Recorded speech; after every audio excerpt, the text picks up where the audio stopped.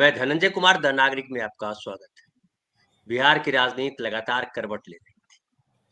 कल तक जो बीजेपी के नेता मोदी, अमित शाह और भी लोग कह रहे थे कि विधायक दल तय करेगा कि कौन मुख्यमंत्री होगा, यानी नीतीश मुख्यमंत्री नहीं होंगे। और ये सस्पेंस जो है बढ़ता गया, जब कई भाषणों में, पिछले भाषण में भी नरेंद्र मोदी जी ने नीतीश जी का नाम नहीं लिया। अब की बार नीतीश सरकार नहीं कहा अब की बार एनडीए सरकार। अमित शाह जी ने स्पष्ट रूप से कहा कि विधायक दल तय करेंगे, विधायक के नेता तय करेंगे, ने जो हमारे गठबंधन के दल के जो विधायक हैं वो तय करेंगे। लेकिन उसके बाद जो स्थिति बनी बिहार में कि अब जो है बीजेपी के नेता भी कहने लगे नीतीश कुमार ही मुख्यमंत्री होंगे। और देखिए, पहले मैं एक दिखाता हूँ स्लाइड। ये देखिए, सम्राट चौधरी हैं, डिप्टी चीफ मिनिस्टर हैं। उन्होंने इंडियन एक्सप्रेस को एक इंटरव्यू दिया है और उस इंटरव्यू में कहा है कि नीतीश कुमार बिहार के मुख्यमंत्री बने रहेंगे, इसमें कोई दो राय नहीं। सम्राट चौधरी ने बिहार चुनाव से पहले क्लियर कर दी पूरी बात। एक और मैं वीडियो आपको दिखाता हूँ और देखिए इस वीडियो में। तो पूछते रहते हैं, ये उपेंद्र कुशवाहा जी, कई बार मीडिया के बंधु पूछते रहते हैं कि बिहार का अगला मुख्यमंत्री इस चुनाव के बाद कौन बनेगा। मैं हाथ जोड़कर प्रार्थना करना चाहता हूं मीडिया के बंधुओं से भी, कृपा करके यह सवाल बिल्कुल मत पूछिएगा। नीतीश कुमार जी बिहार के मुख्यमंत्री थे, नीतीश कुमार जी बिहार के मुख्यमंत्री हैं और नीतीश कुमार जी बिहार के मुख्यमंत्री रहेंगे। इसमें कोई कंफ्यूजन की बात नहीं है, कहीं से कोई कंफ्यूजन की बात नहीं है। 100% जिस तरह से प्रत्येक दिन पूरब में सूरज का उगना निश्चित है, वैसे ही नीतीश कुमार का फिर से बिहार का मुख्यमंत्री बनना निश्चित है। तो ये जो है इस तरह की घोषणाएं होनी शुरू हो गई है। हमारे साथ दो वरिष्ठ साथी हैं और देखिए हमारे साथ हैं सुनील जी। सुनील जी नमस्कार, आपका स्वागत है। हमारे साथ प्रफुल्ल भाई नमस्कार, आपका भी स्वागत है। और हमारे साथ स्क्रीन पर भी बहुत सारे साथी जुड़ गए हैं और कमेंट बॉक्स में भी आए हैं। बरसाते लाल जी हैं, आर राठौर भाई हैं, आप दोनों को नमस्कार, स्वागत। बड़ा खेल है। प्रफुल्ल भाई, पहले आप ही के पास आता हूं जी। कल तक जो कह रहे थे कि नीतीश कुमार मुख्यमंत्री बने कि नहीं बनेंगे ये हम तय नहीं करेंगे, ये तय करेंगे विधायक दल के जो विधायक, जो अलग अलग दल हैं, गठबंधन है, उनके विधायक तय करेंगे। अब अचानक जो है ये तय क्यों करने लगा? हालांकि नरेंद्र मोदी ने नहीं कहा, अमित शाह जी ने नहीं कहा, सम्राट चौधरी कह रहे हैं, उपेंद्र कुशवाहा कह रहे हैं, मांझी कह रहे हैं, बाकी लोग कह रहे हैं। क्या इसको क्या समझ रहे हैं, क्या समझा जाए? क्या बिहार में उनको स्थिति समझ में आ गई बीजेपी को कि हमारी औकात नहीं है जीत पाना हमारे दम पर, हिंदू मुसलमान नहीं चल रहा है, घुसपैठिया नहीं चल रहा है, नीतीश कुमार के अलावा उनका कोई सहारा नहीं है।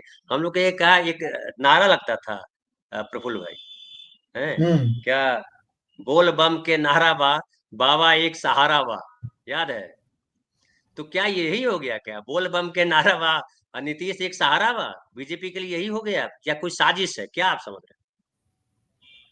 हाँ, साजिश भी है, सहारा भी है। सभी को नमस्कार। देखिए धनंजय सर, ये लोग कह नहीं रहे हैं, कहना चाह रहे हैं। इन्होंने, इनको ध्यान से सुनिए क्या बोल रहे हैं हमारे कुशवाहा जी, कि मैं मीडिया के साथियों से एक प्रार्थना करना चाहता हूं। ये नहीं कह रहे हैं कि करता हूं या बताता हूं, चाहते हैं। सम्राट चौधरी भी कह रहे हैं, घोषणा नहीं कर रहे, कह रहे हैं कि मजबूरी है। साजिश ये है कि अब इनको ये एहसास आ गया है कि सरकार बनाना मुश्किल है भारतीय जनता पार्टी का अपने दम पर, और नीतीश कुमार जी के दम पर सरकार बनाना और भी मुश्किल है। क्योंकि नीतीश जी अगर के बल पर सरकार बनेगी तो नीतीश जी की बनेगी, भारतीय जनता पार्टी की बनेगी नहीं। तो दोनों ही स्थिति में मामला बिल्कुल ही साफ है। तो अब भी चुनाव तक इनको, अरे वादे तेरे वादे, गालिब ने कहा था ना, तेरे वादे पे जिया ये जाना तो झूठ जाना, इसी तरह का कुछ है। खुशी से मर न जाते अगर एतबार होता। अभी इनके कहने पर किसको एतबार हो रहा है?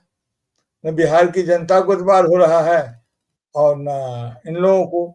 और सम्राट चौधरी बोलेंगे तो उनका वैल्यू क्या होगा अमित शाह जी के सामने? चुनावोपरांत वैल्यू में अंतर होगा। जैसे ही चुनाव का बक्सा बंद, उनका वैल्यू सील। तो कह रहे हैं, अब कह रहे हैं तो बोलते कोई कंफ्यूजन नहीं रहे। कंफ्यूजन दूर कर रहे हैं। उनके मन में भी कंफ्यूजन था। स्थिति बिल्कुल दूसरे ढंग की हो गई है। अब नीतीश एक मिनट, ये रमेश पांडे यहाँ से निकल ले, नहीं तो गाली खाएगा, समझ गए? कहीं और जाके बकवास कर, इधर आना मत गलती से। तो पांडे बन गया तो क्या हीरो बन जाएगा? हाँ हाँ, तो मैं ये कह रहा हूँ कि स्थिति बहुत तेजी से इधर उधर हो जा रही है। अब सब कुछ करा लिए। अब एक आसरा बचा था प्रशांत किशोर का, जो एकदम मार्जिन वाला जो वोट था, बहुत कम मार्जिन से इधर उधर हुआ था। तो वहां इन लोगों को लगा कि अगर प्रशांत किशोर कुछ वोट अगर काटेंगे और अगर इनका वोट काट लिए, मतलब इसका महागठबंधन का, तो उनको विजयश्री हासिल हो जाएगा। तो महागठबंधन के पास तो ऐसा कोई वोट ही नहीं है जो उनको प्रशांत किशोर के लिए एक उनके खाते में जाए, जो काटेंगे। यहाँ भी अब इन लोगों को साफ दिख रहा है, अब तो मैदान में है ना, अब ये साफ दिख रहा है कि प्रशांत किशोर का वोट अगर जो भी कटेगा, वो उसका अधिकांश मामले में एनडीए का ही वोट होगा। वो सवर्ण वोट होगा, वो उच्च जातियों का वोट होगा, वो जो लोग वोट मैनेज किए हुए हैं उनका वोट होगा। तो एस्पिरेंट्स का वोट वहां पर नहीं होगा। और हम लोग जो बार बार ये सवाल उठाते हैं कि राहुल गांधी कहाँ है, राहुल गांधी कहाँ, यह हमारे मन में भी जब सवाल उठता है एज ए विश्लेषक के रूप में, एनालिस्ट के रूप में, क्योंकि ये जन भावना के साथ ये सवाल जुड़ा हुआ है। जनता में ये बात उठ रही कि वो कहाँ है, वो कहाँ है, इसीलिए हम लोग उठाते हैं। और ये मामला दिन से दिन और तीव्र होता जा रहा है। और अभी जब इनके आएंगे देखिएगा, मुझे पूरा यकीन है कि छठ बीतने दीजिए, इनका केंद्रीय नेतृत्व का प्रचार प्रसार निरंतर कमजोर होता जाएगा। और ये प्रधानमंत्री अपनी पूरी साख को बिहार की राजनीति में नहीं झोंकेंगे। जो आना था आ गए, अब अमित शाह रिपीट करेंगे और बिहार के लोग इसको करेंगे। इसीलिए गठबंधन के नेता जब बोलना शुरू किए हैं, इसका मतलब है कि सारा केंद्रीय तरफ से है कि अब कमान आपको संभालना है, आप संभालिए कमान। आखिर नरेंद्र मोदी जी या प्रधानमंत्री हैं, इतने बड़े नेता हैं, वो और अमित शाह जो चाणक्य हैं, चाणक्य के मुंह से तो ये बात नहीं निकल रही है। तो उनका कहना है कि उन्होंने अपना मकाम बदल लिया है। अब इन लोगों के भरोसे छोड़ दिया कि आप लोग कीजिए, जब कभी जरूरत होगी तो हम लोग करेंगे। और वो आएंगे। अभी जो वैश्विक परिस्थितियां हैं उसका भी जबरदस्त दबाव है और वो प्रतिफलन भी आएगा। तो अब न यहाँ संभालें कि वहां संभालें, एशियान में नहीं जाने की जो स्थिति है, और जो यूक्रेन और रूस की जो फिर लगातार स्थिति बहुत तेजी से खराब हो रही है। आप जानते हैं कि ईरान को एफएटीएफ में डाल दिया गया है, तो उसको ब्लैक लिस्ट, उसमें ब्लैक में डाला गया, ब्लैक सूची में डाला गया है। तो इस सबसे पूरी दुनिया में भयानक तनाव है और उस तनाव का असर भारत पर नहीं पड़ेगा ऐसा नहीं है। ये बीत जाने के बाद जो टैरिफ का असल असर है, टैरिफ का असर बिहार चुनाव के बाद देखने को मिलेगा। तो वायदे तो किए जा रहे हैं, जब भी सत्ता में है। तो इसीलिए प्रधानमंत्री अपनी पूरी साख को मुझे नहीं लगता है कि अब और वो सौंपेंगे। हो सकता है कि 2 रैली में आ जाए। केंद्रीय नेतृत्व इस में राज्य के नेतृत्व को सौंप देगा। और हार के बाद अगर नीतीश कुमार जी का नाम घोषित हो गया, तो अगर सत्ता में न आए तो इसका ठीकरा नीतीश कुमार जी पर फोड़ा जाएगा। लेकिन उनको यह पता नहीं है कि ठीकरा फोड़ने के लिए भी भारतीय जनता पार्टी को अपना ही सिर आगे करना होगा, अपना ही माथा देना होगा। क्योंकि नीतीश जी को टहलने की आदत है, वो टहलते हुए चले जाएंगे उधर, बोलेंगे लो भैया अपना ठीका भी दोनों अगल बगल में हैं भी। हाँ, तो बोले अपना ठेका भी लो और ठेका ये भी ठेकरा फोड़ते रहो बैठ करके। तो नीतीश कुमार जी इस समय में वो जादूगर जो राजनीति है जो इन लोगों के सामने में, क्योंकि नीतीश जी ने का जिस तरह का ये है, अब बार बार ये सवाल उठाते हैं कि भाई किसको किसको किसको, नीतीश जी के अलावे उसमें भी मुख्यमंत्री का चेहरा कौन है? जेडीयू में कोई है सेकेंड लाइन का? कमान नहीं है विश्वसनीय। और भारतीय जनता पार्टी में तो अभी फर्स्ट लाइन नहीं बनाया तो सेकेंड लाइन की चिंता कौन करे? बिहार भारतीय जनता पार्टी का तो फर्स्ट लाइन ही गायब है, सेकेंड लाइन कहां से? ये बहुत अंडरलाइन करने वाली बात बोल रहे हैं आप, सामान्य बात नहीं है ये। है क्या फर्स्ट लाइन? नहीं है। जब फर्स्ट लाइन ही नहीं है तो सेकेंड लाइन की चिंता कौन करे? जेडीयू में फर्स्ट लाइन है नीतीश कुमार जी हैं, सेकेंड लाइन कोई है ही नहीं। और तो अनिवार्यता है जेडीयू में भी, क्यों, जो तेजस्वी यादव हैं तो वहां भी उनके दल में भी कोई सेकंड कमांड नहीं है, लेकिन माले जो है उसमें हर कोई हर कमान पर है, जो जिसकी वर्दी पहन ले उसका वही महत्व हो गया, क्योंकि उसकी ट्रेनिंग दूसरे ढंग की है। तो फिलहाल अभी तो सेकंड कमान की जरूरत उनको है नहीं, आरजेडी को सेकंड कमान की जरूरत है नहीं, क्योंकि फर्स्ट कमांड ही इतना लंबा पारी खेलने वाला है उम्र के लिहाज से भी और राजनीतिक अनुभव होते हुए भी। लेकिन ये बात जेडीयू में नहीं, जेडीयू को तो सेकंड कमान खोजना ही खोजना होगा। इसलिए आरजेडी और जेडीयू की स्थिति बिल्कुल अलग है। मैं फिर कह रहा हूं कि समता की अंगड़ाई ले रही है, समता की चेतना अंगड़ाई ले रही है, और ये लोग एकजुट होंगे, करीब आएंगे, और भारतीय जनता पार्टी 20 साल के बाद उसको पता चलेगा कि ढाई दिन चले क्या, इतना दिन चले ढाई कोस, क्या बोलते हैं मुहावरा, तो उसकी स्थिति आएगी। एक छोटी सी कहानी सुनाऊं। एक बंदर था, वो कहते हैं दिन एक चले तो बंदर था, 2.5 कोस, रात चले तो 2.5 कोस।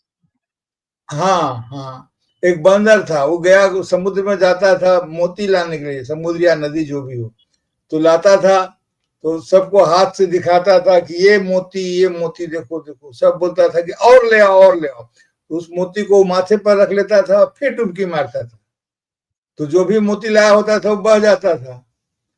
तो भारतीय जनता पार्टी देखेगी कि 20 साल में बिहार में यही खेला हुआ कि धीरे धीरे हम यहाँ पर अपना नेता बना नहीं पाए, फर्स्ट लाइन भी नहीं बना पाए, सेकेंड लाइन तो दूर की छोड़िए, अब कौन बनेगा वहां नेता? नेता ही नहीं है, तो अब किसको बनाएंगे? तो ये स्थिति है। इस स्थिति में देखिए अभी कई रंग खिलेंगे, अब तो रंग खिलना शुरू हुआ है। ये छठ का पर्व जिसकी हम सबको शुभकामना देते हैं, ये छठ के साथ ही सद्बुद्धि का आगमन होगा, और जब अभी तो डूबते हुए सूरज को नमस्कार कर लिया है हम बिहार के लोगों ने, अब उगते हुए सूरज का नहीं, स्वागत। कल करेंगे, डूबते सूरज को नमस्कार कल करेंगे। हाँ, हम खाए आज नहाए तो हो गया लोहंडा ना है, भाई। आज लोहंडा है। हाँ, तो खाए नहाए ये सब तो हो गया ना, कि नहीं हुआ? हाँ हाँ, खाए नहाए हो तो गया, अब खरना हो गया, खरना हाँ, हो गया। करना हो गया, तो अब कल आज डूबते को होगा, करेंगे ना। खरना आज होगा। हाँ, तो डूब, अरे अब हो ही गया है, शाम है, हम लोग तो 7 बजे वाले 9 बजे वाले हैं ना, तो 9 बजे हम लोग 9 बजिया ट्रेन पकड़ते हैं, हाँ, तो उसमें वो हो गया, तो आज उनका हो जाएगा। तो इसीलिए जब वो कह रहे हैं, और दूसरी बात क्या है कि जो कहें पूरब, तो समझा कीजिए कि पश्चिम जाएगा। ये कह रहे हैं नीतीश कुमार, क्या माने प्राकृतिक सत्य बोलते हैं, जैसे सूरज सत्य है, जैसे सूरज का उगना तय है। उपमा देखिए, उपमा कहीं न जाए काबर नहीं, जैसे सूरज सत्य है, थे, हैं और रहेंगे त्रिकाल सत्य में, मतलब समझिए कि ये त्रिकाल झूठ बोल रहा है। खैर ठीक है, मैं वापस आपके पास आता हूँ। हाँ, आज आइए 2 ना। राउंड तो हम लोग आराम से करेंगे, क्योंकि जी जी। हम 3 ही। सुनील जी, मैं आपके पास आता हूँ, और ये बतलाइए कि ये जो प्रफुल्ल भाई ने तो अपनी बात कही, इससे 2 चीज़ दिखाई पड़ती है, एक और हम चीज़ हमें दिखती है, नीतीश कुमार के साथ क्या होने वाला है या क्या करने वाले हैं बीजेपी के लोग, ये बीजेपी का क्या होने वाला है, वो एक अलग पहलू है। लेकिन क्या इसको ये माना जाए कि बीजेपी चुनाव से पहले ही मैदान छोड़कर भागने की तैयारी में है? बरसाती लाल जी ने कहा कि बीजेपी ने ज़मीन सूंघ ली है, क्या ज़मीन पे ये पता चल गया है कि एनडीए इस बार कहीं नहीं है, और अब जो है महागठबंधन की बारी है, तो एनडीए की हार का ठीकरा जो है नीतीश कुमार पे फोड़ दिया जाए तो अच्छा है? या एक और एंगल अगर दें कि क्या ये लग रहा है कि अगर नीतीश कुमार का नाम नहीं लिया और हम बहुमत में आ भी गए और नीतीश कुमार को नहीं चीफ मिनिस्टर बनाया तो दिल्ली में परेशानी हो जाएगी?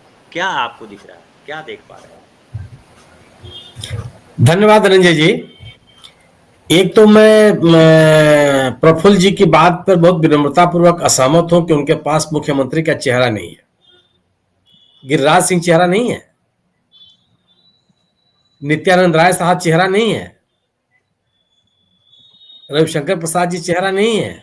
क्यों आप इनको छाट दे रहे हैं? इन्हीं को तो मुख्यमंत्री बनाना चाहती है बीजेपी। अब अन्यथा अपने अपने गठबंधन में नाम लेने में इनको क्या दिक्कत हो रही है? और अभी भी मैं इससे सहमत नहीं हूं। ये सम्राट चौधरी बीजेपी के प्रवक्ता नहीं है। जो सम्राट चौधरी का इंटरव्यू मैंने भी आज सुबह सुबह पढ़ा इंडियन एक्सप्रेस में, जो बात सम्राट चौधरी कर रहे हैं और जो आपने सम्मानित उपेंद्र कुशवाहा जी का आपने बयान सुनवाया, ये बात तो लोग लगातार कहते चले आ रहे हैं। लेकिन सवाल इस बात का है कि आप मैं भारतीय जनता पार्टी क्या कहती है, यह जो अमित शाह जी कहते हैं वो भारतीय जनता पार्टी कहती है, जो नरेंद्र मोदी जी कहते हैं वो भारतीय जनता पार्टी कहती है। वो कहते हैं कि हमारे मुख्यमंत्री का चेहरा वही है। और जो ये बात इन्होंने कही कि जो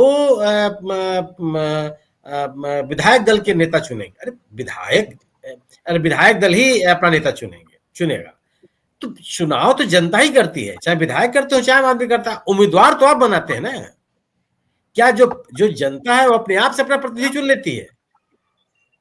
पार्टी उसमें अपना उम्मीदवार लगा भेजती है। जो जिसमें विधानसभा का चुनाव हो रहा है, कौन एमएलए होगा ये तो निश्चित रूप से तय होगा जनता की ओर से, लेकिन उम्मीदवार कौन होगा ये तो पार्टी तय कर रही है। भारतीय जनता पार्टी बता रही है कि यहाँ ब्रह्मपुर से उम्मीदवार उनका कौन होगा, वो बता दे कि जमुई से उनका उम्मीदवार कौन होगा। जनता तो नहीं बता रही है ना, लेकिन वो जनता के प्रतिनिधि हैं।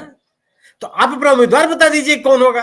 लोग तो यही कह रहे हैं कि प्रधान मुख्यमंत्री पद का आपका उम्मीदवार कौन है। विधायकों के बीच में विधायक तय करते रहेंगे। आप ये नहीं बता रहे हैं। हर चुनाव उसका कोलिजियम तय करता है। इससे ये कौन सा राजनीतिक शासन को समझा रहे हैं आप? सबको पता है। आपने बताया कि नहीं बताया कि 2029 में भी प्रधानमंत्री नरेंद्र मोदी जी होंगे। आप थोड़ा तय कर सकते हैं, आपके पास नॉमिनेशन कोई अधिकार नहीं है। विधायक सांसद तय करते करेंगे। लेकिन आपने बता दिया कि अगर आपकी पार्टी सत्ता में आई तो 2029 में भी आपके उम्मीदवार प्रधानमंत्री पद के मोदी जी हैं। आपका संकेत हो गया किसको चुनना है। आप यही बता दीजिए कि सम्मानित विधायक लोग आप ही चुनेंगे, लेकिन मेरी तरफ से उम्मीदवार नीतीश कुमार जी हैं।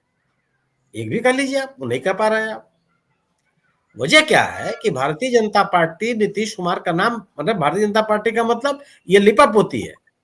लोगों को पता है कि भारतीय जनता पार्टी अगर नीतीश कुमार जी का नाम मजबूती के साथ रख देगी कि वही मुख्यमंत्री बनेंगे, तो इनका जो वोटर जो उस समुदाय को मुख्यमंत्री बनाना चाहता है, जिसको सर्वाधिक संख्या में उन्होंने उम्मीदवार बनाया है विधानसभा के चुनाव में, तो उनको छोड़ के चला जाएगा। नीतीश कुमार जी का वोटर नहीं जाएगा बीजेपी को वोट देने।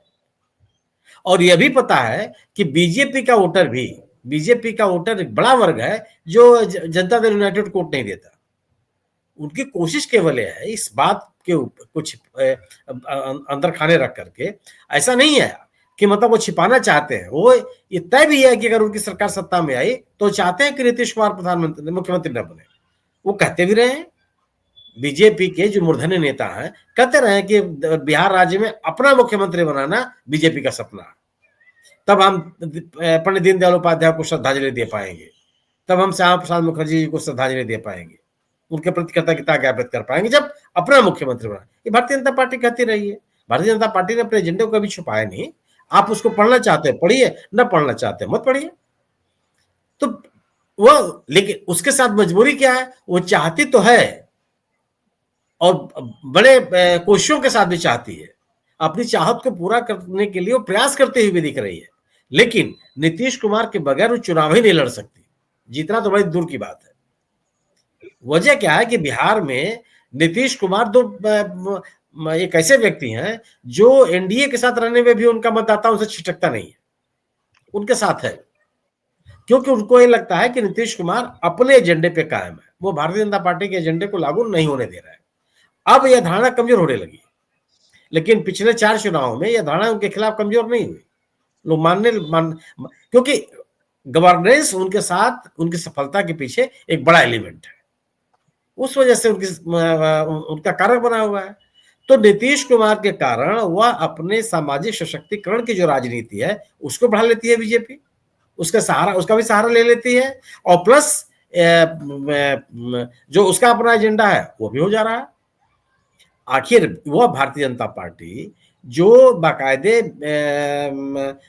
पिछड़ों की लीडरशिप को प्रमोट करती हुई दिखाई पड़ती है, प्रधानमंत्री जी लगातार कहते हैं कि हम पिछड़े वर्ग से आते हैं, वह बीजेपी आखिर बिहार में उसको बातें नहीं समझ में आती क्या? बिल्कुल समझ में आती है। उसको लगता है कि सवर्ण मतदाताओं में बिखराव न होने पावे, वह इसलिए 40 लोगों को उम्मीदवार बना देती है 101 लोगों में से, कि उसको इन सवर्ण मतदाताओं को अपने साथ रखना है, 10, 12, 13, 14% जो भी है, और उसको यह उम्मीद रहती है कि नीतीश कुमार, उपेंद्र कुशवाहा, चिराग पासवान, इनके माध्यम से वो पिछड़ों और दलितों और अल्पसंख्यकों में को अपनी तरफ आकर्षित कर लेगी, अपने गठबंधन की तरफ आकर्षित कर लेगी। बीजेपी ये करने वाली, अगर आज हो जाए बीजेपी कह दे, अभी अमित शाह साहब कह दे कि मेरे मुख्यमंत्री भी, हमारी पार्टी के मुख्यमंत्री का चेहरा नीतीश कुमार जी होंगे, इनका जो सवर्ण मतदाता है वो छोड़ के चला जाएगा, या कांग्रेस में जाएगा या जन स्वराज में चला जाएगा, और सामने से सामने विकल्प खुल गया है। तो वही चाहते हैं कि इसमें बिखराव ना हो, और अगर सवर्ण मतदाता में बिखराव हो गया तो फिर बीजेपी खड़ी कहां होगी, किसके भरोसे खड़ा होगी? वो उसके शाखाओं में आने वाले लोग इतने नहीं है ना कि उनको चुनाव जिता लेंगे। वो तो हमेशा से उतने लोग आते रहे हैं। 1977 में जब पहली सरकार बनी थी गैर कांग्रेस की, कर्पूरी ठाकुर साहब मुख्यमंत्री बने, तब भी यही स्थिति यही थी, तब भी जनसंघ के लोग चुनाव जीत करके आते थे। कैलाशपति मिश्रा जी यही ब्रह्मपुर से चुनाव जीत करके जाते थे, बड़े प्रतापी नेता थे वो। मिली जुली जब सरकार बनी थी उसमें मंत्री भी थे वो। ये स्थिति कभी नहीं रही, लेकिन चुनाव जीत करके, बड़ी संख्या में चुनाव जीत करके अपने मुख्यमंत्री बनाने का जो सपना है, वो तो स्वाभाविक सी बात है कि बिना नीतीश कुमार के संभव नहीं है। आज सवर्णों के बिखराव की तो आज ज्यादा संभावना पैदा हो गई। कांग्रेस ही मजबूती के साथ आ रही है, कांग्रेस ने भी अपना नैरेटिव बनाया है, कांग्रेस से संदेश देने में कामयाब हो रही है कि नहीं, हम भी, हमारी जो राजनीति है वो है, और हम सामाजिक सशक्तिकरण की भी राजनीति करेंगे, और जो गरीब सवर्ण है उनकी भी राजनीति करेंगे। जन स्वराज, लगातार जन स्वराज के आपका पूरा गठन देख लीजिए आप किस तरह का है। तो बिखराव की संभावनाएं मजबूती के साथ है सवर्ण मतदाताओं में, उनको रोकना है। और जहां उन्होंने नीतीश कुमार का नाम लिया कि मेरे मुख्यमंत्री नीतीश कुमार, क्योंकि उन मतदाताओं को भी लग रहा है कि हो ना हो कोई हमारे बीच का मुख्यमंत्री बन जाए, हो न हो जो अब तक सवर्ण 2005 से लगातार, या बल्कि कहिए 1995 से लगातार जो गैर सवर्ण ही राजनीति करते चले आ रहे हैं पिछले 35 वर्षों से, 30 दशक से अधिक हो गया, 3 दशक से अधिक हो गया, कि कोई सवर्ण लीडरशिप नहीं डेवलप होने पा रही है। वह जो सपना है, वह जो चाहत है, वो पूरी तरह से ध्वस्त हो जाएगी। और ध्वस्त होती चाहत के साथ लोग बीजेपी के साथ क्यों जाएंगे? अभी तो लोगों को लगता है कि बीजेपी कम से कम किस सोच के साथ आगे नहीं बढ़ती है कि सवर्ण और पिछड़े, उनको लगता है कि नहीं अभी सवर्णों की स्थिति ठीक रहेगी बीजेपी में किसी अन्य दल की तुलना में। बीजेपी के साथ समस्या यह है। तो आप सम्राट चौधरी के इंटरव्यू को ये मत मान लीजिए कि सम्राट चौधरी का कहना क्यों लिपापोती है जो भारतीय जनता पार्टी करती है। घुसपैठिए का नाम मोदी जी नहीं लेंगे, लेकिन घुसपैठिए अमित शाह साहब बोलते रहेंगे, घुसपैठिए जेपी नड्डा साहब बोलते रहेंगे। सवाल है ना कि जब आप घुसपैठियों की बात करेंगे तो आप लगातार, ये प्रधानमंत्री जी घुसपैठियों का कितना बड़ा मुद्दा बना रहे थे झारखंड में और बिहार के में अपनी अन्य यात्राओं के दौरान, चुप हो गए। क्योंकि लोग पूछेंगे ना कि साहब आप प्रधानमंत्री हैं, अगर आप कह रहे हैं घुसपैठियों की बात, तो कितने घुसपैठियों की आपने पहचान कर ली, कितनों को आपने डिपोर्ट कर लिया? 11 साल में तो सुनील जी, आज मैं एक रिपोर्ट आई हुई है, उस रिपोर्ट में ये है कि असम जो सबसे बड़ा कहा जाता है कि एनआरसी जो हो चुका, वहां पिछले 6 सालों में यानी 2017 से लेकर के 2023 तक में कुल मिलाकर के 26 लोगों को कानूनी रूप से डिपोर्ट किया है असम ने। बताइए आप। हम्म। 6 साल में 26 लोग। ये घुसपैठिया ऐसे बोल रहे हैं जिससे देश घुसपैठियों से चल रहा है। तो इतना एक्सपोज हो गया इस मुद्दे पर, तो वो तो अब जगह ही नहीं इनके पास। ये उंगले अंदर निकले कोढ़ी वाला हाल है।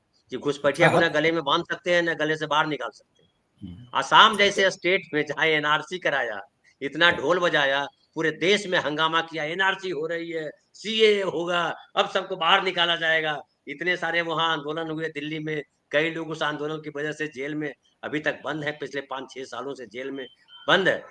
और उस प्रदेश में जहाँ हिमंता बिस्व शर्मा जैसे महान हिंदू नेता मुख्यमंत्री है, वहां जो है 26 लोगों को डिपोर्ट किया गया बांग्लादेश। ये अरे हालत है।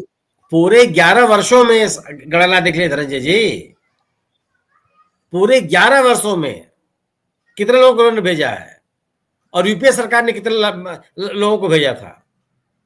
अरे एक सवाल ये नहीं ना कि आपके कहने से थोड़ा हो जाता है ये तो। और घुसपैठिए इनका बिंदु है ही नहीं है, इनका बिंदु केवल है घुसपैठियों के नाम पर हिंदू मुसलमान का पोलराइजेशन, ये स्थिति है जी। ठीक है, ठीक है। लेकिन सुनील जी एक जो बात उभार रहे हैं प्रफुल्ल भाई, सुनील जी ने एक जी बात कही, बड़ी इंपॉर्टेंट बात, कि बीजेपी अब जो है, हम जो अक्सर कहावत कहते हैं उंगली आंधर निगले कोढ़ी, अब नीतीश कुमार को चीफ मिनिस्टर घोषित करे कि न घोषित करे वाले संकट में अगर फंस गई है, जो सुनील जी कह रहे हैं कि भाई अमित शाह की ये बात क्यों नहीं कह रहे हैं, कुशवाहा से क्यों कहवा रहे हैं, वो सम्राट चौधरी से क्यों कहवा रहे हैं, रूडी से क्यों कहवा रहे हैं। क्या आपको भी ऐसा लगता है कि अब सवर्ण मतदाता भी उनसे बीजेपी से दूर हो जाएगा इस बात को लेकर के, या ये साफ दिखाई पड़ रहा है कि भैया हम हारने वाले हैं, चूंकि हमारे पास कोई मुद्दा नहीं है लड़ने के लिए। महागठबंधन ने और दोनों ने मिलकर के, इधर ये नीतीश कुमार हो, उधर महागठबंधन, दोनों ने मिलकर के मुद्दे से अपने आप को हटाया ही नहीं है। न घुसपैठिया चल रहा है, न हिंदू मुसलमान चल रहा है, न कोई नेता है जो आपने कहा। क्या आपको लग रहा है कि सुनील जी जो कह रहे हैं उस बात में भी सच्चाई है, या ये अब एहसास हो गया कि अब कोई दाल गलने वाली नहीं है, बिहार का खेल खत्म हो गया है, प्रतिष्ठा बचाओ, धोती बचाओ और भाग लो, इससे पहले कि जनता जूता लेके दौड़ाए। नहीं, सुनील सर की बात से असहमत होने का तो कोई सवाल ही नहीं उठता है, उनका इतना अनुभव है। खाली उसमें एक बात मुझे लगता है कि सचमुच में सुनील सर चेहरा नहीं बचाया। आप विचार कीजिएगा, जो दिख रहे हैं वो मोहरे हैं, वो चेहरे नहीं है, वो मोहरे हैं। उनको जब चलाया जाएगा तो चलेंगे, उनको अपनी चाल नहीं है। अब देखिए कि मुझे याद आ गया, वो कैलाश जोशी थे। कैलाश जोशी को कोई केंद्र से डिक्टेट कर सकता था क्या? यहाँ तक कि कल्याण सिंह को भी कोई डिक्टेट कर सकता था क्या? राजनाथ सिंह जब चीफ मिनिस्टर कैंडिडेट थे तो उनको कोई डिक्टेट कर सकता था क्या? नहीं कर सकता था। आज भारतीय जनता पार्टी के पास बिहार में भी जब कैलाशपति मिश्रा थे तो उनको अटल बिहारी वाजपेयी डिक्टेट नहीं कर सकते थे। तो सवाल यह है कि उसका व्यक्तित्व, एक ही व्यक्तित्व पर इतना जोर डाल दिया गया, मोदी जी का करिश्मा जब किया गया तो जाहिर है कि और सारे दिए बुझा दिए गए। चेहरा का तो विकास होता है ना। आज अगर लालू यादव जी उतने ही ताकत से सक्रिय रहते जितनी ताकत से हमारे नीतीश जी सक्रिय हैं, तो तेजस्वी यादव चेहरा नहीं बनते, मोहरा ही रहते।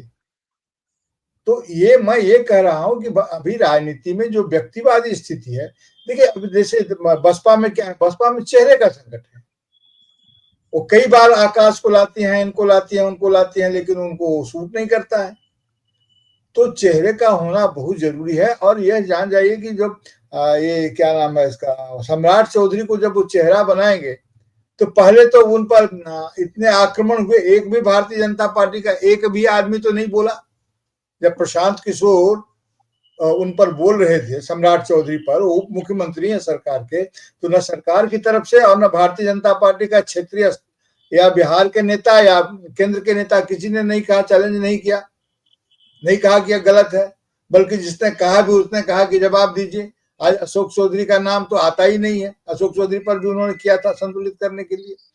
मेरे कहने का मतलब ये है कि आप अपने मोहरों को पिटवाते भी हैं और फिर चाहते हैं कि वो टेढ़ा चाल चल के वजीर भी बन जाए। हाँ, ये सही है कि शतरंज के खेल में जो प्यादे होते हैं वो टेढ़ी चाल चलते चलते वजीर बन जाते हैं, लेकिन वजीर तो एक ही होता है और सारे प्यादों को यह खुशनसीबी हासिल नहीं होती है कि वह टेढ़ा चले सीधा चले और वजीर बन जाए खेल में। इसलिए मुझे लगता है कि इस बार के चुनाव में नीतीश कुमार से तो उनकी मुक्ति नहीं है। जब तक नीतीश कुमार खुद अपने आप को मुक्त न कर दें, मुक्ति नहीं है और वो नहीं बनाना चाहेंगे। रही बात सवर्ण वोट की, तो नीतीश कुमार जी की जो राजनीति रही है वो कभी भी सवर्णों को आहत करने वाली राजनीति नहीं रही है व्यक्तिगत रूप से। आप देखिए कर्पूरी ठाकुर जी जब जीतते थे तो लगभग 2.5% उनका वोट था और साधारण जनरल सीट से वो जीतते थे और सभी सवर्णों का उनको समर्थन प्राप्त था, लेकिन कभी उन्होंने उनको आहत भी नहीं किया। इस तरह की कई कथाएं हैं कि कैसे उन्होंने उसमें ये भी है कि जब उनके पिता, जब ये मुख्यमंत्री बने जी कर्पूरी जी जी ठाकुर, उनके हाँ पिताजी को बिल्कुल, मारा हाँ तो तो उन्होंने उन्होंने जाकर के नहीं कोई किया। केस मुकदमा नहीं किया। हाँ बिल्कुल, उन्होंने बोला कि आज आप कर लोगे, लेकिन ये सामाजिक समस्या है, इसको सत्ता के दखल से हल करने से वो नहीं सही होगा। तो नीतीश कुमार जी ने भी कभी इस तरह की बात नहीं की है। और ये मानना कि जो सवर्ण वोट नीतीश कुमार जी के साथ है वो सिर्फ भारतीय जनता पार्टी के कारण है, ऐसा नहीं है। बिहार का भी जो सवर्ण है वो दूसरे जगह के सवर्ण से उसका हिंदुत्व का रंग थोड़ा सा भिन्न तो जरूर है। हाँ, जब मिथिलांचल वगैरह में जहां इनका सपोर्ट बताया जाता है कि सपोर्ट बेसी है, मैं बार बार ये भी महसूस करता हूं कि मगध हो, भोजपुर क्षेत्र हो, मिथिला हो और सीमांचल हो, ये कम से कम 4 जगह के अलग अलग शेड्स हैं। मिथिला में इनको जरूर समर्थन मिलता है, लेकिन मुझे लगता है कि इस बार मिथिला का समर्थन भी थोड़ा सा खिसका खिसका नजर आता है, इसलिए कि परफॉर्म नहीं कर पाए और वो नहीं दे पाए वो चीज, न बिहार को न बिहारियों को। मिथिला का कौन नेता बताइए तो मिथिला की जमीन से आया है जो इनके वोट को लीड करेगा? एक भी नेता भारतीय जनता पार्टी के पास है जो मिथिला की जमीन से आया हो? जैसे नालंदा की जमीन से ये नीतीश बाबू है, बताइए मिथिला में जहां से एक नेता रहे, आज मिथिला नेतृत्वहीन है किसी भी वर्ग से, किसी भी वर्ण से। और आपने विकसित नहीं होने दिया, अपना नेतृत्व विकसित नहीं किया। जहां कभी धनिक लाल मंडल से लेकर के तमाम बहुत सारे लोग थे, और कांग्रेस में तो थे ही, गैर कांग्रेस में भी एक से एक लोग थे, राजकुमार पूर्वे, ये वो थे, भोगेन झा थे, कम्युनिस्ट पार्टी के बहुत सारे लोग थे। आज कौन है मिथिलांचल में नेता जो राज्य स्तर पर या केंद्र स्तर पर बात कर सके? वहां भारतीय जनता पार्टी के लिए भैकम था, वो भैकम को बनाया नहीं। कभी वो कीर्ति आजाद से उसको भरने की कोशिश की, मैंने इस तरह के लोगों से कोशिश की जिसका जमीन प्रफुल्ल भाई देखिए, 6 जिले हैं, 6 जिले जी हैं जी बिहार जी के जहां एक भी कैंडिडेट बीजेपी का नहीं। वो जिले हैं हाँ मधेपुरा, खगड़िया, जी जी शेखपुरा, शिवहर, जहानाबाद और रोहतास। हम्म। इनमें से तो 6 जिलों में से कहीं बीजेपी का कैंडिडेट नहीं। हाँ, तो 38 में से 6 जिला नहीं हुआ ना। और चूंकि ये जिला इसलिए नहीं है, उनको तो कोई नेतृत्व भी नहीं है और सामाजिक समीकरण तो नहीं है पक्ष में। अब मधुबनी में हमको लगता है 1-2 होगा उनका नेता, वो भी अगर जीत गया तो नेता बनेगा। बना हुआ नेता कौन है उनके पास? पार्टी संगठन का नेता कौन है? तो ये जो मैं कह रहा हूं तो उसका ये असर है। सुनील सर की बात अपनी जगह बिल्कुल सही है। अब गिरिराज सिंह जिस तरह से बात करते हैं, उनका तो बुद्धि समन्वय करके चलने का है ही नहीं। और नीतीश कुमार कई बार यात्रा निकाले तो नीतीश कुमार के दबाव से जो है सो यात्रा रुक गई। लंबा टीका मारने से गोल हो या लंबा, मैं क्षमा करेंगे, कोई आपकी योग्यता नहीं साबित हो जाती है। ये आपकी श्रद्धा है जिसको हम प्रणाम कर सकते हैं, लेकिन आपकी योग्यता को जनता स्वीकार कर ले जरूरी नहीं है। गिरिराज सिंह ऐसी बात, गिरिराज सिंह बनेंगे तो उनको एक खास प्रयोजन के लिए बनाया गया। क्या चाहते हैं कि मोदी एंड शाह की कंपनी एक नया योगीनाथ यहाँ कर योगी खड़ा कर ले बिहार में? बिहार में वो बुलडोजर न्याय नहीं चलेगा। योगी आदित्यनाथ की जो राजनीतिक शैली है वह भी बिहार में परफॉर्म नहीं करेगी। उत्तर प्रदेश में क्यों कर रही है, उसका अपना एक कारण है। उस कारण पर जब कभी चर्चा होगी तो उस पर हम लोग बात करेंगे। जी, बिहार में पिटा जाएंगे, बिल्कुल हाँ नेताजी ही बिहार में पिटा जाएंगे, नेताजी ही पिटा जाएंगे जो बुलडोजर लेके आएंगे। एक वीडियो दिखाता हूँ सुनील जी, फिर मैं आपके पास आता हूँ। ये तेजस्वी यादव का वीडियो है। प्रतिनिधियों एवं ग्राम कचहरी प्रतिनिधियों का मानदेय भत्ता दुगुना किया जाएगा। हमारी सरकार बनने पर, महागठबंधन की सरकार बनने पर, पूर्व पंचायत एवं ग्राम कचहरी प्रतिनिधियों को पेंशन राशि देने की शुरुआत की जाएगी। कई राज्यों में पेंशन है देने का, लेकिन बिहार में नहीं है।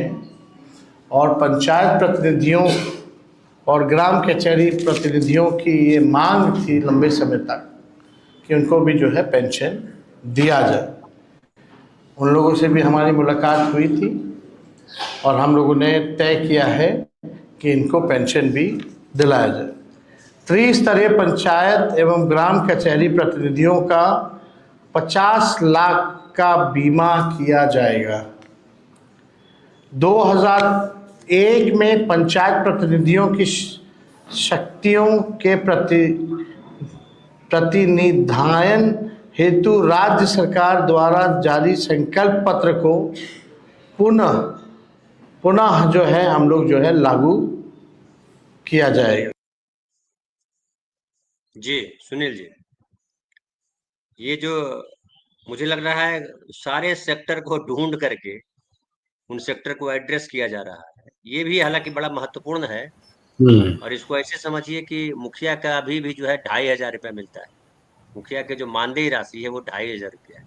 वैसे ही सरपंच की, वैसे ही जिला परिषद के हालांकि लोगों की थोड़े ज्यादा है। पंचायत समिति वालों का भी बहुत कम है। और वो नॉमिनल जिसको कर सकते हैं, उसको सरकार की तरफ से जैसे विधायक को मिलता है फैसिलिटी, सैलरी, पेंशन, हालांकि वो उसको भी मिलना चाहिए था। और यही वजह है कि बड़ी मुखिया वगैरह बोलते हैं कि भैया 2500 बताइए।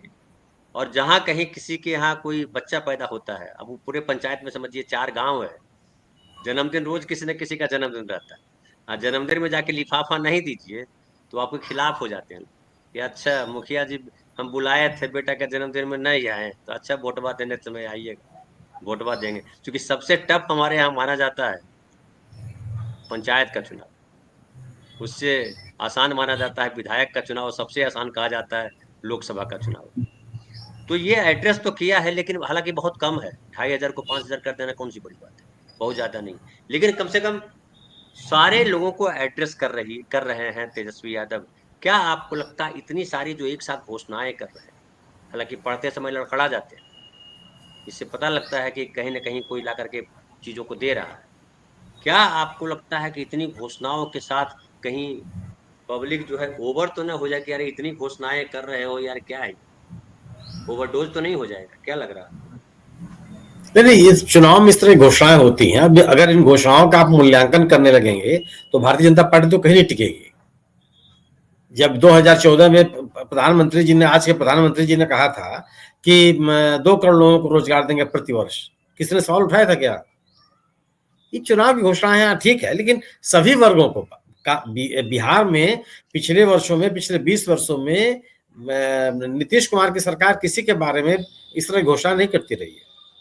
विधायक नहीं इन्होंने खत्म कर दिया था कि नहीं किसी को इस तरह की चीजें मुफ्त में नहीं मिलनी चाहिए। आज 20 साल के बाद जब ये दावा कर रहे हैं कि हमने राज्य की इतनी तरक्की हो गई, उतनी तरक्की हो गई, विभिन्न सेक्टर्स को नगद पैसा दे रहा है, करोड़ों रुपए का, अरबों रुपए की घोषणा इन्होंने कर डाली। तो ये इसमें सवाल हो सकता है और इसकी प्रैक्टिकलिटी पे बात हो सकती है कि आखिर आप रोजगार कहां से लाएंगे। ये कोई बहस तो नहीं कर रहा ना, जो ये जैसे ये सरकार ही कर रही है, आज की सरकार नीतीश कुमार जी की, कि वह इतने लाख महिलाओं को 2-2 लाख रुपया देगी। कहां से देगी? 2500 लाख करोड़ रुपए की आपको आवश्यकता पड़ेगी, जो योजनाएं नीतीश कुमार जी कर रहे हैं, और कुल 3.5 लाख करोड़ रुपए का आपका बजट है। तो ये चुनावी घोषणा है, लेकिन यह कम से कम यह पॉलिटिकल मैसेज जाता हुआ दिख रहा है कि समाज के विभिन्न क्षेत्रों में जो लोग उपेक्षित पड़े हुए हैं या जिनकी बात सुनी जानी चाहिए थी, उसको कम से कम आरजेडी या तेजस्वी यादव ध्यान दे रहा है। बिहार में लोगों ने बेरोजगार युवकों पर लाठी चलते हुए देखा, पुलिस ने दौड़ा दौड़ा के मारा, पानी की बौछार लोगों ने देखी जाड़े के दिनों में। और ऐसे में एक अगर कोई ऐसा नेतृत्व है, ऐसी कोई पार्टी है, ऐसा कोई लीडर है जो इन बिंदुओं को संबोधित करता हुआ दिखाई पड़ रहा है, तो मेरा अपना मानना है कि उसका असर पड़ेगा। यह ऐसा नहीं है कि अरे इतनी घोषणा कर दिया, उतनी घोषणा कर दी, क्या माने हैं? इसलिए सवाल उठा रहा हूँ, जैसे आपने कहा कि फलाना छात्रों पे लाठी चल गई, ये फलाना चल गया, ये पूरे देश में चलता रहता, और सब लाठी पुलिस वाले को दिए इसीलिए कि भीड़ अगर ये करे तो अब लठिया दो उसको, गोली भी चल जाती। देश में ढेर जगह गोलियां चली, सभी लोगों ने गोलियां चलाई हैं, नेहरू से लेकर के मुलायम सिंह यादव और लालू प्रसाद यादव तक ने चलाई। लेकिन एक सवाल बनता है कि इतनी घोषणाएं जब आप करते हैं तो आप ढेर सारी उम्मीदें, ढेर सारी आशाएं दे देते हैं। महाराष्ट्र की भी मैं बात करूं तो जो 1500 रुपया दिया जा रहा था, उसको कहा था कि हम 2100 रुपया कर देंगे महिलाओं को, जो पैसा देना है। आप दिल्ली में याद कीजिए, दिल्ली में भी घोषणा की गई थी कि हम जो है महिलाओं को इतने पैसे देंगे, लेकिन जब देने की बारी आई तो वहां के देवेंद्र फडणवीस ने कहा कि हमने ये थोड़े कहा था कि कल देंगे, 5 साल हमारी सरकार है, कभी देंगे हम 2100 रुपए। तो ऐसी स्थिति आ जाती है, 2100 मतलब हाँ, 1500 हाँ। को 2100 करने में, 600 रुपया बढ़ाने में आपका पसीना सूख जाता है, क्योंकि आपको अपने ये खर्चे करने कम करने पड़े। तो इतनी सारी घोषणाएं अगर करेंगे तो फिर ये प्रैक्टिकली एक, देखिए बात, हम किसी के समर्थन में हो, किसी के खिलाफ हो, वो दूसरी बात हो सकती है, लेकिन प्रैक्टिकल भी एक सोचना पड़ता है कि इतनी सारी घोषणाएं करने के बाद क्या ये मजाक नहीं बन जाएगा? और मजाक बन जाएगा तो फिर नेताओं पे जो भरोसा है, क्या वो टूटेगा नहीं? और अगर भरोसा अगर टूटेगा तो फिर तो क्यों रंजीत जी, आज आज तो सवाल यह है कि हमारी जो समस्याएं हैं उसको कुछ सुनने वाला है कि नहीं है। बिहार में यह वातावरण बना हुआ है। सवाल इस बात का है कि आप जो लोगों के कंसर्न है उसको एड्रेस करने के लिए राजनीतिक दल तैयार है कि नहीं है। ये जितनी घोषणाएं तेजस्वी यादव कर रहे हैं, ये कोई आज थोड़े पैदा हो गई है, लेकिन इनमें बात ही नहीं कर रही थी सरकार। यह बिल्कुल आपका कहना सही, सिविल सोसाइटी के भीतर एक वर्ग है जिसके अंदर ये विमर्श होगा, लेकिन एक बड़ा वर्ग ऐसा भी है जो खुसे कम से कम यह एक प्रक्रिया तो शुरू होगी। आप सोचिए कि पिछले, अगर रोजी रोजगार की बात कब की जा रही थी बिहार में? बीजेपी की सरकार 11 सालों से कब कर रही है? केंद्र के योजनाओं में आप कम से कम भर्तियों का कार्यक्रम करते।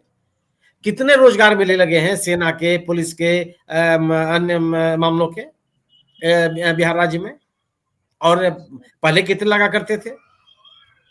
सवाल इस अभी यह लोगों के बीच में यह विमर्श नहीं है कि आप जो मुझे वादा कर रहे हैं उसको पूरा करेंगे कि नहीं करेंगे। अभी तो लोगों को कम से कम यह अच्छा लग रहा है कि यह हमारी और उनका ध्यान है। हम आप इतने बड़े पैमाने पर करेंगे कि छोटे बड़े पैमाने पर करेंगे, तो जब लागू होगा तब होगा। 2014 के आप याद कीजिए ना कि जब बीजेपी लोगों को वादा कर रही थी तो कोई बहस कर रहा था क्या? सबको लग रहा था कि 15 लाख रुपए हमारे खाते में आ जाएगा। नहीं, लेकिन ठीक है, लेकिन आज क्या स्थिति है? नहीं, आज आज क्या भी कह है। रहे हैं? मुझे नहीं, आज ये लग रहा है कि हमको जो चोट लगी है उसको कोई सहलाने वाला है। आपके सहलाने से चोट ठीक नहीं हो जाएगी, उसको तो मलहम लगाना पड़ेगा, उसकी बाकायदे व्याख्या करनी पड़ेगी, उसका बाकायदे डायग्नोसिस करना पड़ेगा। लेकिन सहलाना भी अपने आप में एक तरह का निदान है, एक तरह की राहत है। आप किसी के साथ किसी इस तरह मौके पे उसके बगल में खड़े हो जाते हैं तो कोई चीज वापस थोड़ी आ जाती है, लेकिन यह एहसास होता है कि नहीं, हमारे दुख में आप शामिल हैं, हमको एक ताकत मिलती है। तो आज बिहार राज्य में जो घोषणाएं हो रही हैं, लोगों को इस बात का एहसास हो रहा है कि कोई ना कोई हमको सुन तो रहा है, उसको ये तो पता है कि हमारे दर्द ये हैं। उसके यह जो बात वो कर रहा है उससे दर्द दूर होगा कि नहीं दूर होगा, वो तो जब प्रयास करना शुरू करेगा तब पता चलेगा।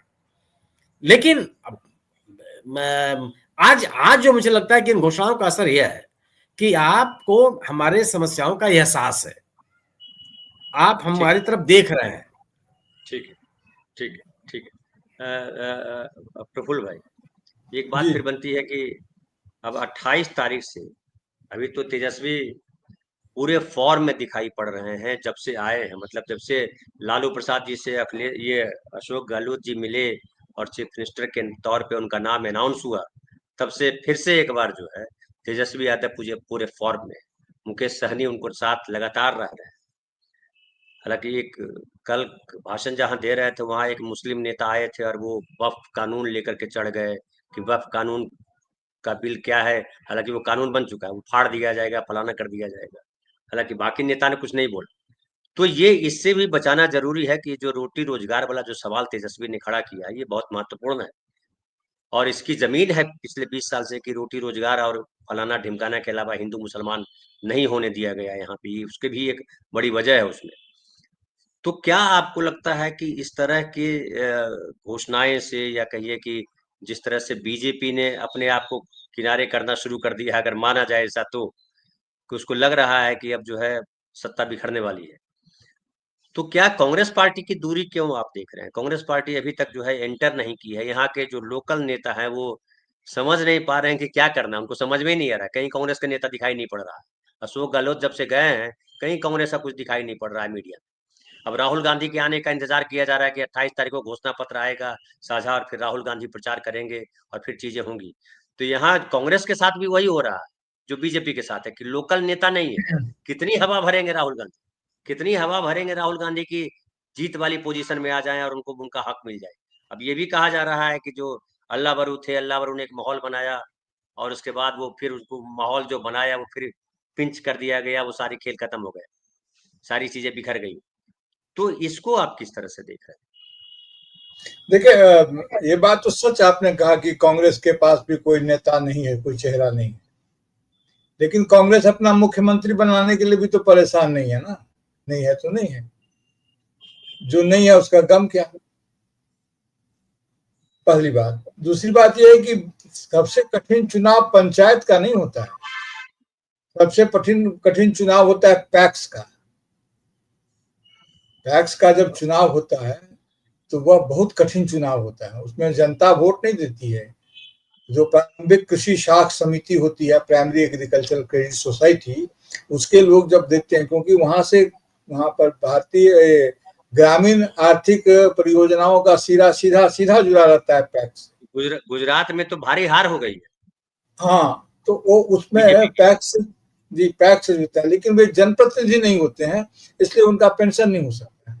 पंचायत के लोग जनप्रतिनिधि होते हैं और पंचायत के बहुत सारे अधिकार निकाल करके बिहार में पैक्स को दे दिए गए थे, और पैक्स का सीधा संपर्क होता है और चुनावों में उनकी जबरदस्त भूमिका होती है।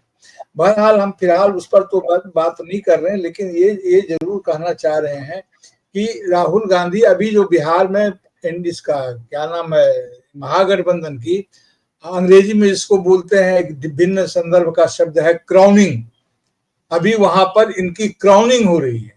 तो जो इंजन है वो पहले दिख रहा है, पहले इंजन डिब्बों के बीच में था। अभी क्या है कि तेजस्वी यादव इंजन को पायलट कर रहे हैं, ये आगे निकल रहे हैं, उसके पीछे पीछे और शक्तियां जाएंगी।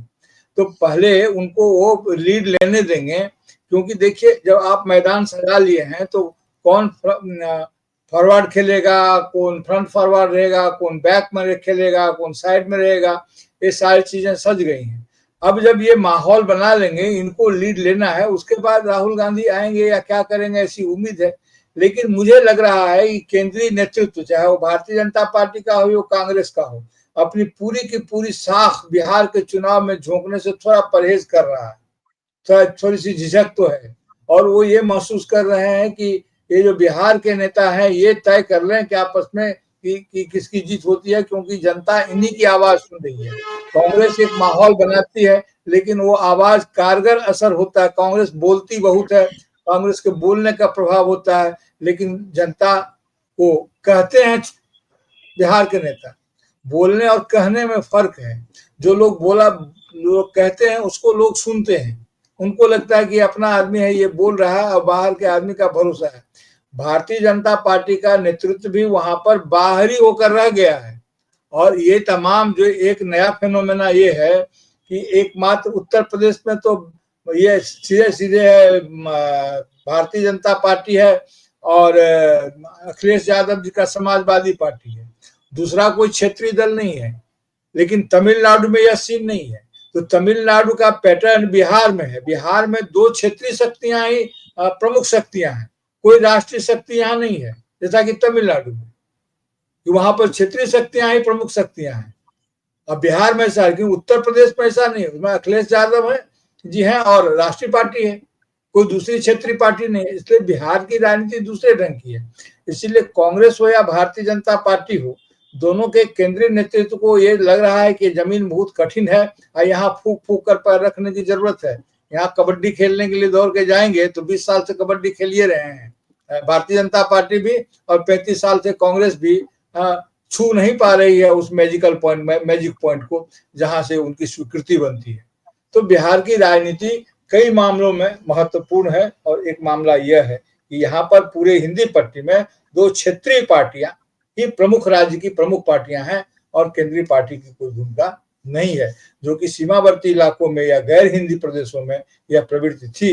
हिंदी भाषी प्रदेश में बिहार पहला राज्य है जिसमें यह प्रवृत्ति है। जी जी, हमारे एक साथी लिख रहे हैं, एक तो जतिन अमीन जी कह रहे हैं धनंजय भाई आज रात 9 बजे चौपाल होगा। नहीं, चौपाल तो हो गई। अब जो है रात में इसको हम रिकॉर्ड, ये जो रिकॉर्ड हुआ है उसको कट करके हम लगा देंगे, जितना करते हैं, ताकि रात में ये 9 लाइव बजे हो गया है धनंजय बहुत सर, सारे ये लाइव हो रहा है, लाइव हो रहा है। ये ये लाइव तो है। लाइव हो रहा है, ये तो लाइव है। हाँ, लेकिन इसको हम एडिट करके अगर बढ़ जाता है तो हम अच्छा लगा अच्छा, देते हैं, तो 9 बजे भी आएगा, ये बात पक्की। दूसरा, प्रबोध जिंदल जी जो आप बात कह रहे हैं ना, इसको दूसरे तरीके से समझने की जरूरत है। आप कह रहे हैं एक बिहारी बच्चे का बयान हमें भावुक कर गया कि अगर बिहार में रोजगार दिए होते तो हमें या दूसरे प्रदेश में गालियां खाना थोड़े ही जाते। ये बहुत गहरी और हृदय विदारक है। हृदय विदारक ये है कि वहाँ जो जहाँ बिहारी गया हुआ उसको गाली दे रहा है। हृदय विदारक ये है। आपको बताऊं, महाराष्ट्र बहुत संपन्न स्टेट है ना। वहाँ के शिवदीप लांडे जो हैं, आईपीएस ऑफिसर हैं, जो बिहार में थे, यहाँ चुनाव लड़ रहे हैं। मधु दंडपति बिहार में चुनाव लड़ रहे थे। जॉर्ज फर्नांडिस बिहार में चुनाव लड़ रहे थे। मधु लिमये बिहार में चुनाव लड़ रहे थे। तो बहुत लोग बिहार में आके चुनाव लड़ रहे हैं, और पूरे देश का कोई प्रदेश नहीं है जहाँ का आदमी इधर से उधर नहीं गया है। और अगर नहीं गया है तो दुर्भाग्य की बात है उस प्रदेश के लिए, कि भारत जो है, ये सेंट्रल गवर्नमेंट ने ये व्यवस्था कर रखी है कि एक प्रदेश का आदमी दूसरे प्रदेश में जाएगा ताकि भारतीयता बनी रहे। गुजरात में खाली गुजराती रहेगा, बिहार में खाली बिहारी रहेगा, तो फिर देश आपका बचेगा नहीं। ध्यान रखिए, ये जो गप फैलाते हैं ना नेता, कोई दुनिया का कोई देश पलायन नहीं रोक पाया, समझ गए। बनारस आ जाते हैं अमेरिका से दौड़ करके लोग शांति की तलाश में, कि चलो बनारस में रहते हैं, यहीं बस गए ढेर सारे लोग अमेरिका के। और अमेरिका से जो 2 जहाज आया था ना भर करके, हाथ बांध करके, उसमें कोई बिहारी नहीं था। तो देश का सम्मान हुआ कि नहीं हुआ। सबसे जो जहाँ के मोदी जी हैं, सबसे संपन्न स्टेट पंजाब और बिहार और हरियाणा, पंजाब गुजरात और हरियाणा, वहाँ के लोग थे जो हथकड़ी लगवा करके आए थे। तो ये सब गप है, नेताओं के गप में मत फंसिए। आदमी यहाँ से वहाँ जाता है। वास्को डिगामा कोई बुला के लाया था क्या? यहाँ से गए लोग, अशोक ने अपने बेटे को भेजा, तो क्या वहाँ जापान में या श्रीलंका में कोई पकड़ के पीटने लगा क्या? जाते हैं लोग, जाएंगे। धर्म जा सकता है तो व्यक्ति क्यों नहीं जा सकता? सामान जा सकता है तो व्यक्ति क्यों नहीं जा सकता? तो सामान जाए तो सही है। अमेरिका से मंगा लो दवाई, अमेरिका से मंगा लो फलाना, अमेरिका से विचार आएगा, लेकिन बिहार से विचार नहीं जाएगा, बिहार विचार नहीं आएगा। ये गलत किस्म की धारणा है, इससे बचिए। और उन तमाम नेताओं को मैं गधा नेता मानता हूं जो इस तरह के भाव फैलाते हैं। प्रांतवाद इस देश के लिए तो जहर है, मानवता के लिए जहर है। जो अभी मैं एक देख रहा था, प्रफुल्ल भाई, वहां का आसाम का, अरे आसाम कौन स्टेट तरक्की पसंद स्टेट है यार? क्या है आसाम? वहाँ आज ढेर सारे बिहारी बसे हुए, तो जो बिहारी बसे उसको खैरात बांटते हो क्या? कैसा बिहारी आ गया है तो ये लीजिए सरकार अनाज दे रही है, दामाद बना के रखा है बिहारियों को। बिहारी वहाँ मजदूर के तौर पे हैं या जॉब के तौर पे हैं, काम करते हैं, उसका पैसा लेते हैं। आप वहाँ गालियां दे रहा है। वहाँ के मुख्यमंत्रियों को ये सोचना है कि कोई भी हमारे प्रदेश में जो आया है वो हमारे देश का नागरिक है या कहीं का नागरिक। मनुष्य तो है, मनुष्य होने का जो धर्म है वो निभाओगे कि नहीं? जो वहाँ वहाँ जो कुम्हारों का तोड़ दिया सड़क पे दिल्ली में, तो क्या कुम्हारों को अब नहीं लगाना चाहिए था? क्या गलत किया? वो सही किया जिसने बुलडोजर चला दिया। आप जस्टिफाई करोगे उसको? अगर आप जस्टिफाई करते हो तो सॉरी, तो आप जो है जहर को जस्टिफाई मत करो। जाएगा यहाँ का जिंदल साहब बिहार में भरे हुए हैं मारवाड़ी, मालूम है आपको? मैंने शादी की यहाँ राजस्थान में, तो क्या हुआ? यहाँ ढेर सारे बिहारी रहते हैं, यहाँ भी छठ मनाया जा रहा है। हमारे घर के सामने तालाब है बड़ा, वहां पे ढेर सारे लोग छठ मना रहे हैं। तो इसका मतलब क्या है? वो चले जाएं छोड़ करके। ये सब मत पालिए दिमाग में। और नेताओं के चूतिया पे हैं, घटिया बातें हैं नेताओं की। ऐसे नेताओं को जूते से मारना चाहिए। बहरहाल, तो सुनील जी फाइनली एक लाइन में, एक दो लाइन में आप बताइए, चूंकि हम 1 घंटा पहले खत्म करेंगे। ये जो आम आदमी भी जिस तरह से भरे हुए लोग हैं इस तरह की चीजों से, और मैं राइट साइड कितना भी ठीक करता हूं तो वो उस तरह के ख्याल आ जाते हैं, क्योंकि हमारे देश में अवेयरनेस नहीं है, मानवता को सम्मान नहीं है। धर्म को लेकर के बड़ा एकदम रूढ़ीवादी बने, धर्म के बारे में बोल दिया। अरे धर्म बना पहले या पहले मनुष्य बना? सुनील जी, कौन बना पहले, धर्म बना या मनुष्य बना? धर्म के लिए मनुष्य बना या मनुष्य के लिए धर्म बना? नहीं, स्वाभाविक सी बात है, पहले मनुष्य बना, मानवता पहली प्राथमिकता होनी चाहिए, उसकी डिग्निटी पहली प्राथमिकता होनी चाहिए, उसके प्रति सम्मान हमारी पहले प्राथमिकता होनी चाहिए। लेकिन दुखद यह है कि जो जिस धारणा को आप खत्म करना चाहते हैं, उस धारणा को संस्थागत तरीके से बढ़ाया जा रहा है। समाज में अंधविश्वास नहीं होना चाहिए। धर्म हमारे हमेशा से कहा जाता रहा है, कोई ऐसा दौर नहीं था कम से कम हमारे आपके सामने जिसमें धर्म की प्राथमिकता न रही हो, धर्म न माना जाता रहा हो। लेकिन वह निजी आस्था का विषय है, वह निजी रूप से मानने या न मानने का विषय है, सार्वजनिक प्रदर्शन का विषय नहीं है, या उसके आधार पे अपना दूसरे के प्रति आप व्यवहार निर्धारित करेंगे, यह विषय कभी नहीं रहा। लेकिन आज ये इसको बाकायदे बढ़ावा दिया जा रहा है, और छोटे छोटे क्षुद्र स्वार्थों के लिए, राजनीतिक स्वार्थों के लिए, ये दुखद है। लेकिन ये जरूर है कि इतनी लंबी कोशिशों के बाद भी कम से कम समाज में, तभी भी मानता हूं कि समाज का बड़ा तबका है जो इसको नहीं मानता। और आप मैं तो कई बार इस बात को सोचता हूं कि 100 वर्षों में भी आप समाज के बड़े हिस्से को आप प्रभावित नहीं कर पाए। भारतीय कम्युनिस्ट पार्टी का भी इतिहास 100 साल पुराना है, ऐसा थोड़ा कि कल बनी है। वो कम्युनिस्टों का इतिहास इस देश में भी 100 साल पुराना है। दल के रूप में उसका गठन हो गया था हिंदुस्तान में, और पहला चुनाव हुआ जो 1952 में, उस चुनाव में भी भारतीय कम्युनिस्ट पार्टी ने अपनी मौजूदगी दिखाई। केरल में सरकार बन गई, 100 साल लग गए आपको, कम से 60 साल तो लग गए लोगों के जन स्वीकृति प्राप्त करने में। और जितनी तेजी से आपने इसको स्वीकृति को प्राप्त किया, उतने ही लोग तेजी से आपका पराभव शुरू हो गया, लोगों के मन में नाराजगियां शुरू हो गई। तो हर चीज का अपना एक व्याकरण है। राजनीतिक स्वीकृति के लिए, लोगों में स्थान बनाने के लिए उसका एक तरीका है। आप उसको अगर किसी अन्य प्रकरण से प्रभावित करने की कोशिश करेंगे तो दीर्घकालिक नहीं होगा वो। आज बिहार के चुनाव के संदर्भ में हम लोग बात करें तो यह है कि बिहार के राज्य में कम से कम सामाजिक सशक्तिकरण एक बड़ा मुद्दा है, और वो आम आदमी के लिए है। नहीं, प्रफुल्ल भाई ने बहुत अच्छी बात कही, प्रफुल्ल भाई ने बहुत अच्छी बात कही, जो उन्होंने तमिलनाडु का जिक्र किया। हाँ, तमिलनाडु वाली स्थिति महाराष्ट्र में है, ये बिहार में है, और उसको आप तोड़ नहीं सकते हो। आपको अगर लगता है कि जेडीयू खत्म हो जाएगा तो टूट जाएगा, नहीं टूटने वाला है वो। मैं तो अभी भी कह रहा हूं कि भारतीय जनता पार्टी अगर अपना मुख्यमंत्री बनाने का प्रयास करेगी तो सामाजिक आंदोलन वाले जितने भी दल है वो एक साथ हो जाएंगे, बिल्कुल, वो नहीं उसको स्वीकार करेंगे। मैं भारतीय जनता पार्टी का कोई भविष्य नहीं देखता हूं बिहार में, और इसीलिए मैं बार बार कहता हूं कि भारतीय जनता पार्टी के साथ चुनाव लड़ने वाले दल भी भारतीय जनता पार्टी का मुख्यमंत्री नहीं देखना चाहते। उनमें अपने सामाजिक न्याय की राजनीति को प्रभावी बनाने की ही ललक है। ठीक है, इसलिए ये पार्टी सफल नहीं हो पाएगी। ठीक है। तो बहुत बहुत धन्यवाद सुनील जी, और बहुत बहुत धन्यवाद प्रफुल्ल भाई, आप दोनों का आभार, और आप साथी हमारे साथ जो हैं आपका भी आभार। हमें हमेशा सचेत रहना है, सचेतन रहना है।